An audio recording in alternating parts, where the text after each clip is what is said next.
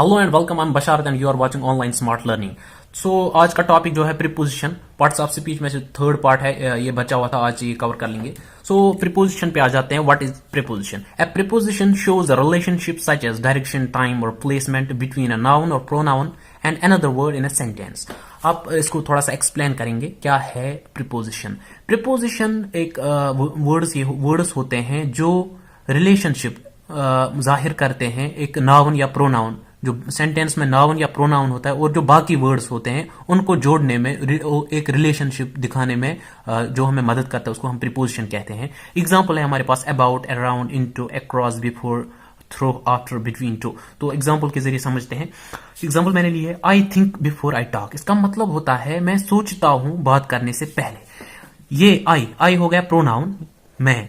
Think before I talk. देखिए ये before जो है, ये इन दो प्रीपोजिशन जो है ये प्रोनाउन और जो बाकी वर्ड्स है इनको जोड़ता है, तो हम इसको प्रीपोजिशन कहते हैं। यहाँ ये हमें जाहिर करता है कभी टाइम भी, डायरेक्शन मतलब किस दिशा में काम हो रहा है, या प्लेसमेंट कोई चीज। अगर मैं बोलूंगा the pen is on the table, तो ऑन हो गया प्रीपोजिशन। सो हो गया हमारा प्रीपोजिशन। और एग्जाम्पल्स बना लो, ट्राई कर लो अच्छे से। तो उसके बाद जो आता है conjunction. What is A conjunction? A word used to connect other words, phrases and clause। इसका मतलब क्या है? ये वो वर्ड होता है जो कनेक्ट करता है वर्ड्स को। जो ये वो वर्ड होता है जो हम यूज करते हैं बाकी वर्ड्स को कनेक्ट करने में। मतलब हमारे पास एग्जांपल है एंड, बट, और, बिकॉज। तो एग्जांपल एक मैंने ली है, he bought pen and marker.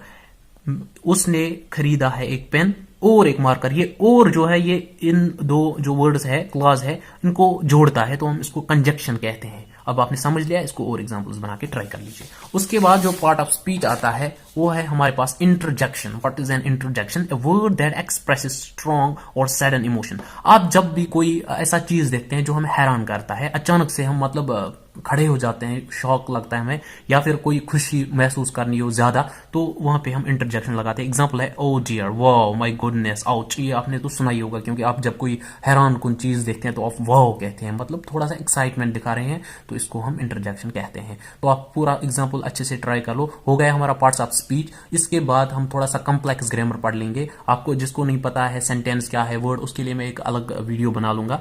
आप इनको पूरा जो है अच्छे से फिर से देख लो, नोट कर लो। और बस आज के लिए इतना ही। अगली वीडियो में मिलते हैं। बहुत टाइम के बाद वीडियो आया, आई नो थोड़ा सा बिजी होता हूं मैं, तो लेकिन अब कोशिश करूंगा आपके लिए वीडियो जरूर आएगी। तो आप इस चैनल को सब्सक्राइब कर दो और इस वीडियो को प्लीज शेयर कर दो। आप लाइक भी नहीं करते हो, लाइक कर दो बस। थैंक यू, मिलते हैं अगली वीडियो।